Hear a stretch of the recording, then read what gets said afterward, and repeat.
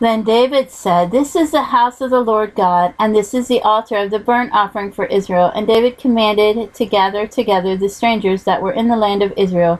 And he set masons to hew wrought stones to build the house of God. And David prepared iron in abundance for the nails, for the doors of the gates, and for the joinings, and brass in abundance without weight, and cedar trees in abundance for the Zidonians, and they of Tyre brought much cedar wood to David. And David said, "Solomon my son is young and tender, and the house that is to be builded for the Lord must be exceedingly magnifical, of fame and of glory throughout all countries. I will therefore now make preparation for it." So David prepared abundantly before his death. Then he called for Solomon his son, and charged him to build an house for the Lord of God of Israel. And David said to Solomon, "My son, as for me, it was in my mind to build an house unto the name of the Lord my God. But the word of the Lord came to me, saying, Thou hast shed blood abundantly, and hast made great wars. Thou shalt not build an house unto my name, because thou hast shed much blood upon the earth in my sight. Behold, a son shall be born to thee, who shall be a man of rest.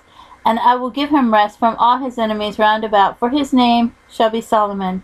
And I will give peace and quietness unto Israel in his days. He shall build an house for my name, and he shall be my son, and I will be his father, and I will establish the throne of his kingdom over Israel forever. Now, my son, the Lord be with thee, and prosper thou, and build the house of the Lord thy God, as he hath said to thee of thee. Only the Lord give thee wisdom and understanding, and give thee charge concerning Israel, that thou mayest keep the law of the Lord thy God. Then shalt thou prosper, if thou takest heed to fulfill the statutes and judgments which the Lord charged Moses with concerning Israel. Be strong and of good courage. Dread not, nor be dismayed. Now behold, in my trouble I have prepared for the house of the Lord 100,000 talents of gold, and 1,000,000 talents of silver, and of brass and iron without weight, for it is in abundance. Timber also and stone have I prepared.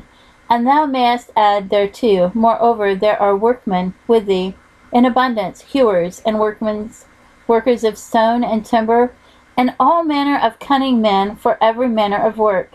Of the gold, the silver, and the brass, and the iron, there is no number.